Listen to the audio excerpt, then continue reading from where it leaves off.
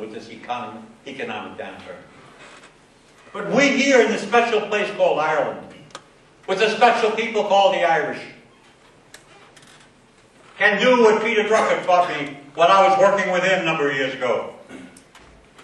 He used to say all the time, he says, the best way to predict the future, Ireland, is to invent it. How do you know you can do that? You're going to do it, or you're not. It's up to you. But you got to be passionate.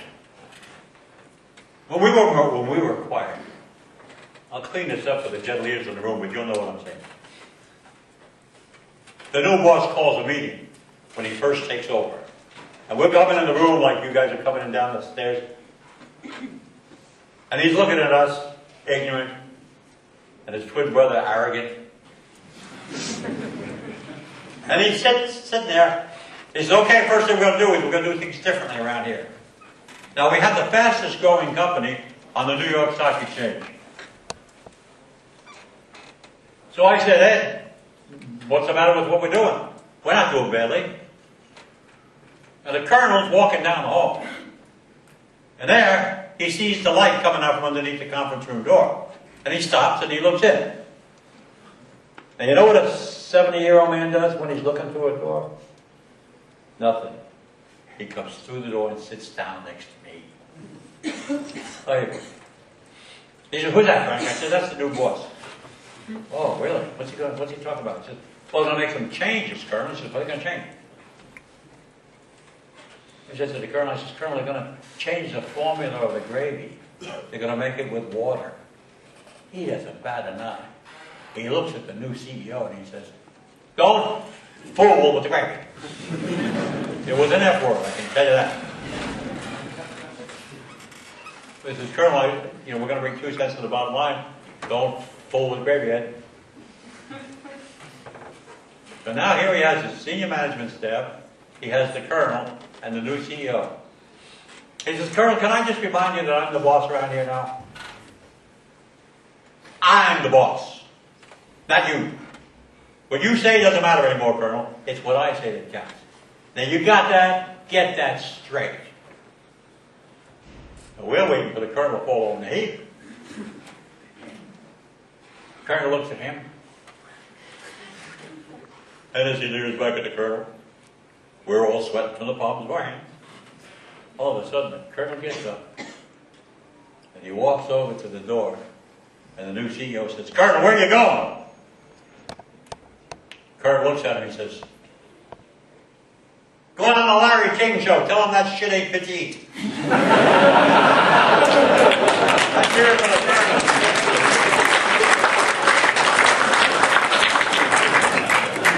Now, how's that for passion? You think he didn't run the company? He ran the company from that day on. Now, here's my... Folks, I could talk to you all day about this. Whether it be having 23 planes, 16 packages, whether it be trying to raise $52.5 million, no collateral. I mean, you would have thought we were nuts. And the worst thing in the world you can do is back away from this recession. This recession is giving you all an opportunity to do things that I'm here to tell you cannot be done in any other country as well as we do it here. Because besides being passionate, besides being having a winning attitude, and the third one, which I'll get to you in a minute, relationships, we are Irish. And the best way for us to predict this world, folks, to predict the future in this global economy, up or down, good or bad, in or out, is to invent it. Now, what about you? People recognize you. And don't you know it? You better know it. Here's Colonel Sanders and I. We're over in Russia, in Red Square. We're going to go talk to the people in the Kremlin about raising white protein. This is back in the 70s when everybody was going to bed hungry. And so the Russian government invited me and the colonel to come over and talk to them. Now, you don't think recognition is important? Here we are heading across Red Square. And the door of the Kremlin opens up, and I walk to people. There's thousands of them. And what do they see? They see an old man in a white suit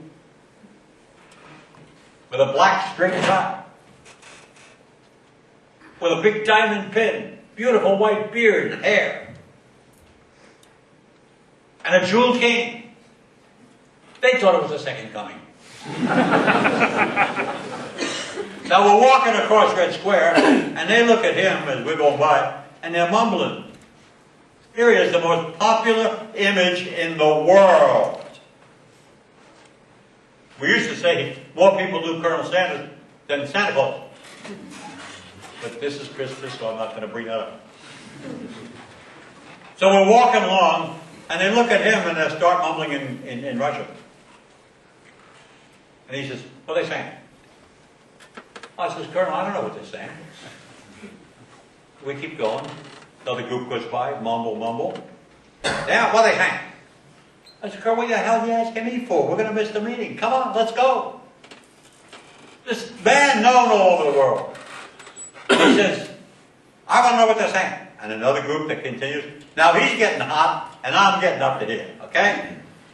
So he looks at me and he says, I want to know what they're saying. So I looked at him, I said, I know what they're saying. He says, you understand Russian? I said, sure, Colonel. You know what they're saying? I said, yes, I know what they're saying. He said, well, damn it, what are they saying? I said, they're asking each other, who's that guy with Frank Maguire?